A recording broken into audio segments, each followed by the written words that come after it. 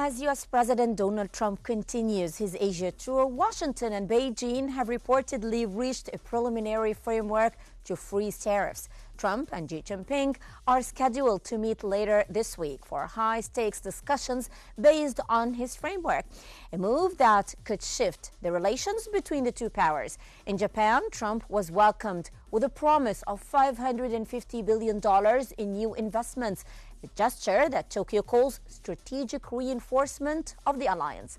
But the possibility of a surprise meeting with North Korea's Kim Jong-un adds a new dimension, hinting at Trump's desire to revive his high-stakes nuclear diplomacy. So will this tour reshape Washington's influence in Asia or merely delay deeper tensions with China and North Korea? And how do regional powers like Japan and South Korea interpret Trump's new approach to diplomacy in the Indo-Pacific? I'm Hala Al-Hamalawi. Welcome to Think Tank.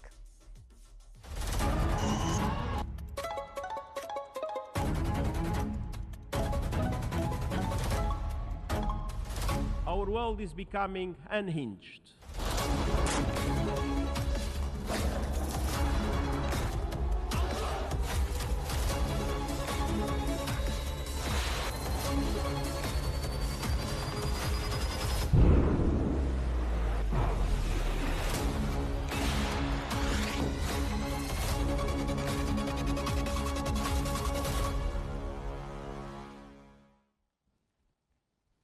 The Guardian reported that U.S. President Donald Trump's meeting with Chinese President Xi Jinping will center on efforts to stabilize relations after months of tariff threats and strategic tensions. The newspaper reported that the two sides are expected to confirm a framework agreement to suspend new U.S. tariffs and delay China's export controls on rare earth minerals, describing it as a step towards easing friction rather than a full breakthrough. According to The Guardian, the talks in Busan will also cover security and technology issues, with both leaders seeking to project strength while avoiding escalation. U.S. officials view the agreement as a chance to reset ties, while Beijing aims to show that cooperation remains possible despite rivalry. Trump's Asia visit could mark a broader shift in alliances between Washington and key Asian powers, including Japan and South Korea.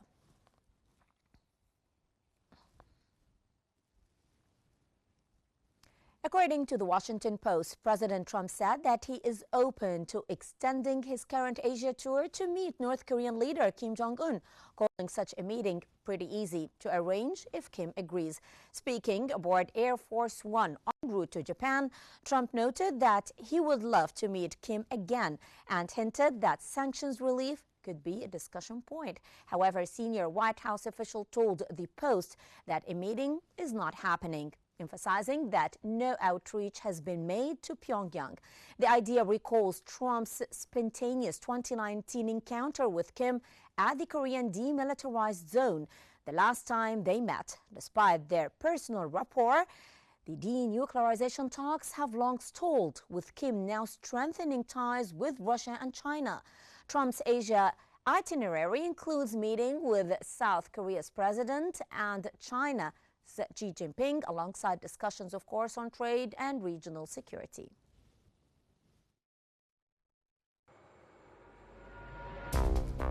U.S. President Donald Trump's Asia tour has drawn global attention as Washington seeks to reset ties across the Indo-Pacific. The U.S. and China reportedly agreed on a framework to halt new tariffs, an apparent step toward cooling tensions between the world's two biggest powers.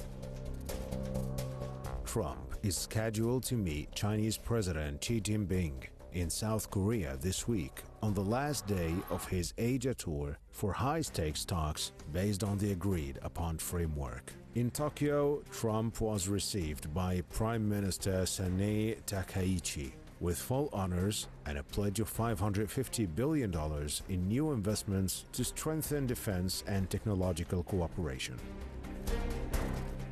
The leaders signed two agreements, one declaring a new golden age of the U.S.-Japan alliance, and another to cooperate on expanding the supply chain for rare earth metals.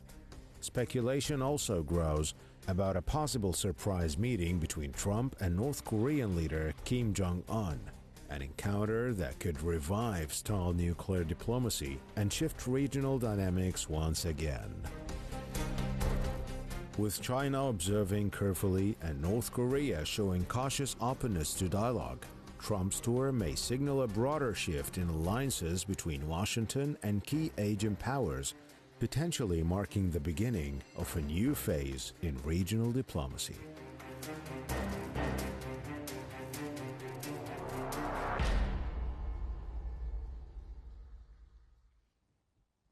And for more analysis, we're joined from Washington by Mrs. Ginger Chapman, lawyer and political analyst, and also from Tokyo by Mr. Satoru Nagao, fellow at the Hudson Institute. Welcome to Q News. And I will start with you, Mrs. Ginger. Now, Washington and Beijing have reached a preliminary framework to suspend new tariffs and ease restrictions on rare earth exports. How significant is this development in terms of political trust between the two countries?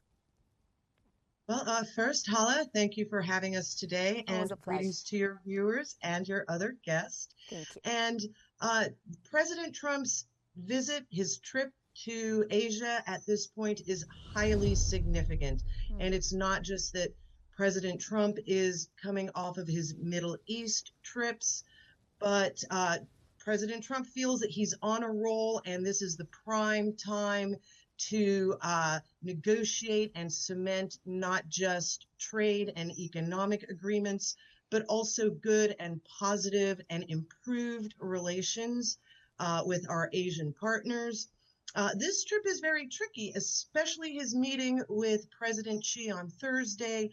They have many different things to discuss. As Trump said, the fentanyl and the drug overdose crisis in America is one of the things he'd like to discuss with President Xi. However, there are many other issues, such as perhaps bringing a halt to the pattern we are in of this Trump announcing tariffs, Xi announcing counter tariffs, and then a mini trade war, and then both parties back off until the next round. And in the meantime, the stock markets are rattled and the financial markets are upset by the instability.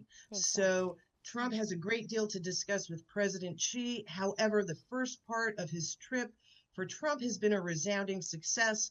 Of course, he has signed another peace deal, the Kuala Lumpur Accords between Malaysia and Cambodia, between Thailand and Cambodia. So this is another success that is boosting President Trump's spirits. And then his wonderful reception from Japan, from the emperor, and also from the prime minister, Takaichi.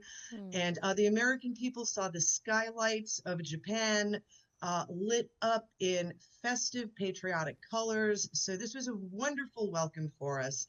And then, of course, everyone is speculating about his potential upcoming meeting with Kim Jong-un. That does not appear likely for this trip. However, President Trump loves a challenge. He loves to be known as a peacemaker. And it appears that after this trip, he will soon want to schedule a trip with Kim Jong-un to meet him in order to continue his world tour of peace and good relations and economic trade and investments, which is very significant for America. Yes, I see. Mr. Nagao, now Trump's visit to Japan, including meetings with Prime Minister Sanai Takaichi, who praised the deep strategic bond between Tokyo and Washington. So how has this partnership evolved under the new Japanese leadership? Indeed, there is a huge potential in these relations because Prime Minister Takaichi is the successor of the Prime Minister Shinzo Abe. So last three other prime minister is a little bit different stance towards the United States, but in case of Takaichi, very close to promote relation with the United States, especially in case of the defense sector or the other security sector, including the supply chain or etc. in the economic security area. So, for example, if the United States needs more naval ships, Japan prepares a naval facility to maintenance U.S. naval ship or building a new U.S. ships too. So currently, Japan and the United States face China's rapid military modernization, which example is 148 ships 1 decade they are building. But in this case, if US and Japan collaborate, of course, the same number or more numbers we can produce. So that's why to maintain military balance or to deal with US-China competition, in this case, the US-Japan alliance could be the very big impact. Yes. So not only the supporting this infrastructure, of course, Japan will increase our defense budget. So Prime Minister Takaichi will achieve the 2% of GDP. So Japan will increase the defense budget to 2% of GDP. Originally, this was Japan will achieve in the end of the annual year, which is March 2027. But she will finish this process 2 years earlier, so March 2026.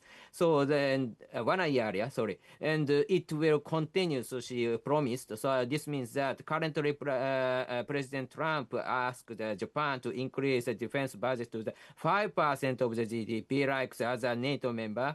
But Japan will increase defense budget. This is a promise, and Prime Minister Takaichi originally this is the policy, not only the U.S. request, but also she believes this is the proper way herself. So that's why it will really happen, I think. Okay. Mrs. Ginger, now the upcoming Trump-Xi meeting in Busan is expected to formalize that framework. So what key diplomatic signals should we expect from both sides in this encounter? Well, key diplomatic signals, as we know, President Xi is he's very restrained, very calm, and Trump is very loud and brash. So we do have two very diplomatically different styles in operation. However, both sides want to reach some type of agreement. For China, they do not want to be involved in a trade war with the United States. However, because of America's economic instability and economic changes right now, our relationship with China is becoming more important as far as trade. We do see that Trump has tried to protect America by seeking out mineral deals with other countries such as Cambodia, such as the Democratic Republic of Congo. So in a sense, Trump is trying to take pressure off of the rare earth mineral exports that this conflict we were having with China. So in a sense, we see Trump trying to diffuse tensions. And that is because right now his main goal appears to be attempting to get China to stop buying Russian oil, which is a very short-sighted vision. This only has to do with the war in Ukraine, which is a very short-sighted event to base our long-term relations with China on. Yes. However, we do have the ongoing problem of China's expansion in the South Pacific Sea, their relations with the Philippines and many other countries. And it should be noted with respect to Japan that our relationship with Japan is very long-standing, and Japan has been an ally with respect to our military bases in Japan, which have survived both positive and difficult times, and as well as Japan's support for American operations in the demilitarized zone in Korea, and indeed a source of support throughout the Pacific region. One other thing to note is President Trump greatly loved Shinzo Abe, Prime Minister, and the new Prime Minister Takaichi's gift of one of Shinzo Abe's golf clubs and a gold-plated golf ball is a very It's a very considerate gift and gesture that President Trump is sure to greatly appreciate. So, President Trump's trip to Asia, to the ASEAN nations, is a very, very positive development between American and South Asian relations. And this could be also the starting point for many other positive joint endeavors, not just in investment, trade, military, but also also other humanitarian, education, and social um, uh, social outreaches as well. Partnerships, if we may say. Yes. Exactly. Thank you, Hala. Yes, you're welcome. Mr. Nagao, now Japan's $550 billion investment commitment was presented as a show of confidence in the U.S. alliance. Beyond economics, what political objectives does Tokyo hope to achieve through this pledge? In this case, which area Japan invest, which sector Japan will invest for the United States is a matter. In this case, of course, the U.S. want to decide themselves, and Japan has a will to respect the U.S. will. But which sector Japan will invest and strengthen the U.S. industry will affect the U.S. strategy. Currently, the U.S. want to improve the military industry because they are facing the rapid modernization of China. But so China increased their military assets very rapid pace.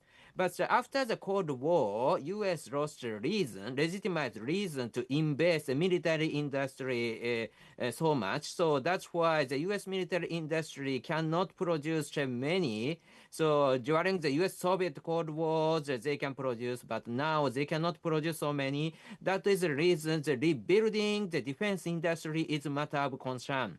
And indeed, this rebuilding the defense industry is very important for the U.S. economy because the U.S. is a superpower because of the military industry. In the World War I, World War II, and the U.S.-Soviet Cold War, every time military industry leading the U.S. economy. So rebuilding the U.S. Military industry and Japan will invest and support this move is a welcome move, not only for the United States, but also for Japan. So Japan has a way to cooperate. Mrs. Ginger, now analysts describe this agreement as a temporary truce rather than a full resolution. From a U.S. political standpoint, how does this align with Washington's long-term Indo-Pacific strategy? Well, President Trump's long-term strategy is a marked break from America's past, especially we've seen that Trump has upended the post-Cold War, post-Bretton Woods, previous economic arrangements, military and security arrangements. And we see that President Trump wants to have peace in the Middle East so that America can begin to form financial investments, not just in the Middle East, but also look to expand American trade and investment interests overseas. And what we are seeing is that the world right now has been pivoting from the West to the East. While we see that the European nations, the EU, especially the E3, Germany, is going through a period of deindustrialization and internal loss of manufacturing. The European countries' economies are struggling. The world is turning to the East as a source of innovation, expansion, industrial output, factory building, and jobs creation. And indeed, the innovation is a great part of this. So President Trump's shift to the East is really a reflection of global trends now, the rise of the BRICS, the rise of the global South, and Trump is very forward-looking. He wants America to gain a presence beyond our traditional long-standing alliances such as Japan, more recently Vietnam, now Malaysia. So Trump is laying the groundwork for long-term relationships, long-term investments between the South Asian countries and the United States. And in this, he is relying a great deal, as it appears, on our long-term partner, Japan, to be a partner to also ease our maneuvers with China, with Vietnam, Cambodia, with South Korea. And essentially, as we see, China, South Korea, Japan, Vietnam, Cambodia, these are now the manufacturing powerhouses globally. They're becoming important in terms of energy. And so Trump has to face that the future is in the East, and he's laying the groundwork for our long-term commitments, even though right now America and the world is in a flux. Events are very dynamic and changing rapidly, and this is why Trump is trying to lay the groundwork now for positive, continued economic relations in the future. Yes. Mr. Nagao, the framework agreement between Washington and Beijing has drawn close attention across Asia. How are regional capitals interpreting this as a stabilizing step, and what are your expectations from the upcoming Trump-Xi Jinping meeting? Trump-Xi Jinping's meeting is try to extend the ceasefire of the trade war Japan is expecting. So that's why that kind of the situation creates something, the stable trade situation between the U.S. and China and the U.S. and Japan in the temporary, we believe. But at the same time, in the long run, there is a competition. Competition means that one shall stand and one shall fall in the future. So that's why in the long run, U.S.-China's economy will be decoupled. Many people in Japan is expecting. Because in case of when we check the history of the United States, U.S. Last 250 years history, when we check, indeed, the U.S. hasn't allowed any rival to survive, and win the competition. That's why U.S. is only one superpower in the world. And that time, of course, Japan was the competitor at that time, and Japan lost the competition. And so that's why the view from Japanese, this is indeed realistic indeed. And in this case, U.S. will win the competition with China in the long run. And recent China's economy, we're checking, China's economy hasn't recovered because the foreign investor hesitate to invest to China. But that kind of situation has happened because of the U.S.-China competition. This means that the U.S. has the advantage in the long run, we believe. So that's why finally U.S. will win Japanese belief. And in this case, so temporarily the ceasefire has happened in the next negotiation. But in the long run, U.S.-China competition will be escalated, and it is happy for Japan to side with the United States, because the U.S. will be winner, we believe. Mm-hmm. Mrs. Ginger, the White House hinted at a possible meeting between Trump and North Korean leader Kim Jong-un during this tour. Now, we have talked about this, and you said that you're not expecting this to happen in this tour. So what are the main objectives if such a meeting took place? How could it affect regional stability? Well, what we saw from Trump's previous meeting during his first term with President Kim Jong-un, which many people said was ill-advised, advised him not to meet, but it wound up becoming a successful meeting and just one small step in the long-term improving of relations with North Korea. The original meeting in his first term was to try to end the more than 40-year-old war between the North and the South. This is a civil war. It's only maintained by the presence of the American demilitarized zone. Trump did have a chance to end that. However, his American advisors, specifically voices such as John Bolton, advised against that. We know that North Korea has the backing of China. So any meeting with any future upcoming meeting with President Trump and Kim Jong-un will necessarily involve China, China's interests behind North Korea. And we do know from President Trump's meeting this week with China, it is going to be difficult, mainly because of Trump's personality. Some issues such as trade, tariffs, those are economic issues that can be worked out. The other issues such as support for Russia, providing munitions and missiles to Iran, those will be more difficult. So Yes. Russia, Iran will be more difficult topics. However, when and if Trump meets with Kim Jong-un, one of the topics will be demilitarization, denuclearization of North Korea. This will be unsuccessful given the nature of recent events. No country is going to give up nuclear weapons right now, even for President Trump. However, Trump will still try to negotiate an end to the ongoing 40-year-old civil war between North and South Korea.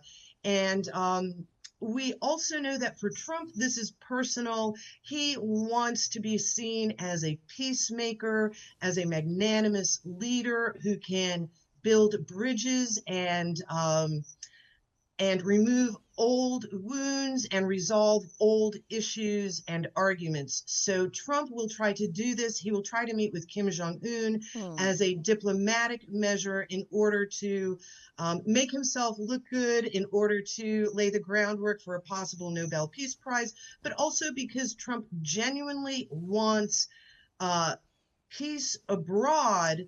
However, at the same time, he also wants a strong military bulwark. So he wants to meet with Kim Jong-un for future peace negotiations. At the same time, we are fortifying our relations with Japan and looking ahead to relations with China. Yes, well, to be honest with you, I believe that the entire world will be looking forward to that meeting. Anyways, Mr. Nagao, now Trump highlighted the possibility of U.S.-North Korea dialogue. So how might the Trump-Kim meeting affect calculations for both the United States and North Korea if the meeting takes place? It relies on the motivation in this case. U.S. side has the will to meet Kim Jong-un because now under the current situation, U.S. want to divide the relation between China and North Korea and Russia and North Korea. Because view from the current situation, North Korea has already possessed a nuclear weapon. So from now, it is nearly impossible for the United States or Japan or South Korea to take North Korea's nuclear weapon out from their hands. So that's why, indeed, even if we cannot say that North Korea as a nuclear state formally, but at the same time, we try to adjust a new situation, which is North Korea has the nuclear weapons. So view from the North Korea, if the U.S. demand North Korea to eliminate the nuclear weapon, North Korea will not reply, of course. But at the same time, in front of China, in front of Russia, in front of the South Korea, North Korea want to raise their status, and meeting with President Trump is one of the tools to raise their status to the international stage.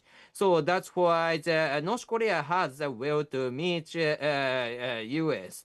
The problem is, of course, even if we try to adjust the new situation, so U.S., Japan, South Korea try to accept the new situation as a reality, we cannot admit the North Korea as a nuclear weapon state formally. That's why if the meeting with the North Korean leader sends a political message, which is North Korea, which is admitting North Korea as a nuclear weapon state formally, that is risky. So that's why if President Trump will meet North Korea's leader Kim Jong-un, in this case, carefully avoid such kind of situation is needed. So maybe they were focusing on some things, specific issue, or just meet but not admit North Korea formally. But something is needed. In this case, yes, that meeting could be the variable. Yes. Well, from Tokyo, that was Dr. Satoru Nagao, fellow at the Hudson Institute. Thank you so much. And from Washington, that was Mrs. Ginger Chapman, lawyer and political analyst. Thank you as well for your valuable insights. And that brings us to the end of today's episode of Think Tank, which always unveils the complexities of our changing world. I'm Hala Al-Hamalawi. Thank you so much for watching. Stay tuned for more updates here on Q News.